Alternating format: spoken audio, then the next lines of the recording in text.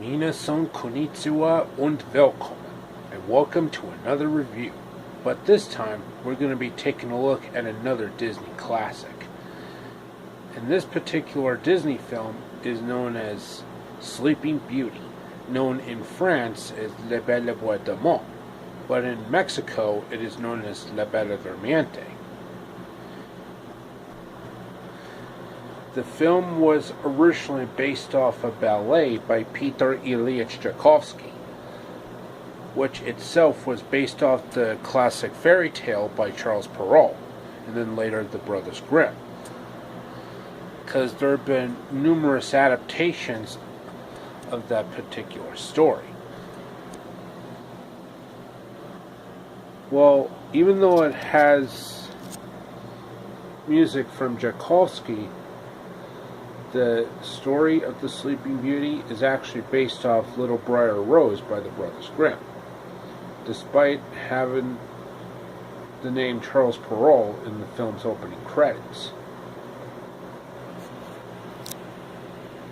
Because I've actually done some research online about the authors that wrote the book. You know, Charles Perrault and the Brothers Grimm. And before I actually talk about the story, I'd like to give a huge shout out to Rebecca Brand, Emma's Goodies, and All Is Yummy Food. Their recipes are just outstanding, because you just can't compete with those cooking greats like Emma, Rebecca, and Alla from those YouTube channels. Now on to the story.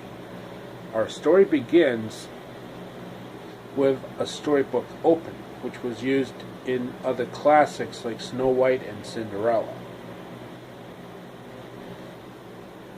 And that book is really detailed. Well, the book cover, to be more specific. And we actually see a fiesta on the birth of the beautiful Princess Aurora, voiced by Mary Costa, who would eventually go on to become a famous opera singer.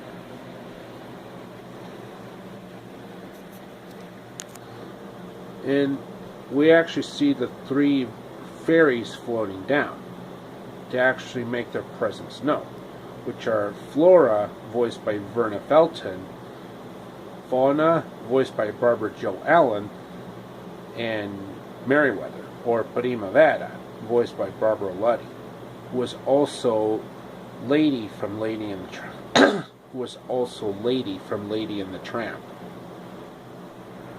Whose Latino dubber is Dulce Guerrero. Flora presented her gift of beauty to Aurora. Fauna gave her gift of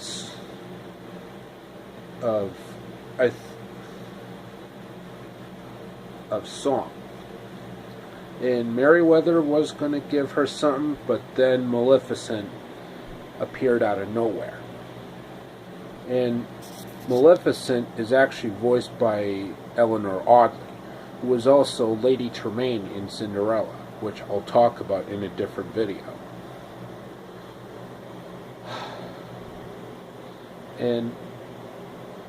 And she told everyone that before the sun sets on her 16th birthday, she would prick her finger on the spindle of a spinning wheel and die. Which, of course, does happen in the original book by Charles Perrault, and then later the Brothers Grimm. Now keep in mind, there have been many different interpretations of the story that were done in many different countries, including France, Germany, Japan, Mexico, Spain, Portugal, and Brazil. So Merryweather actually changed the gift to make her actually sleep instead of death. and everyone in the kingdom had to burn all the sewing equipment, so she wouldn't prick her finger on the spindle of the spinning wheel, which predates those sewing machines by a couple centuries.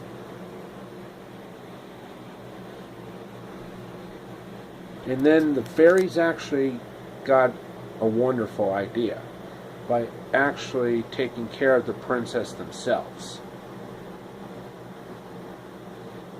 And the king and queen, or el rey y el reina, watched as their only daughter, Aurora, was being taken care of by the three kind fairies, Flora, Fauna, and Merryweather. And they did everything to protect the little child. And then somewhere in the Forbidden Mountains, Maleficent actually sends her pet, her crow, to actually do her evil bidding, to find out exactly what they're up to. And then we fast forward 16 years, and Aurora officially turned 16, which actually predates those sweet 16 teenagers by a few centuries. Believe me, I know how it works. And the fairies were actually preparing a birthday party for Aurora, including making a multi-layered birthday cake and a beautiful gown. But Flora and Merryweather were obviously fighting over what color the dress should be, because Merryweather wanted blue, or azul,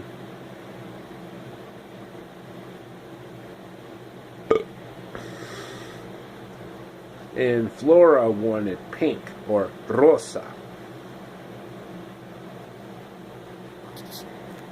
And then, in the middle of the woods, Aurora tells her animal friends about the prince that she keeps dreaming about. And that prince would be Prince Philip, voiced by Bill Shirley, who was Jeremy Brett's singing voice in My Fair Lady, which we already talked about.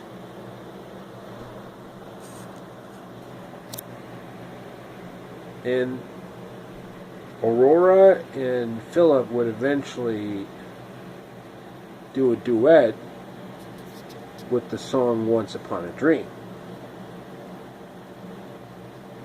That should be it for part 1.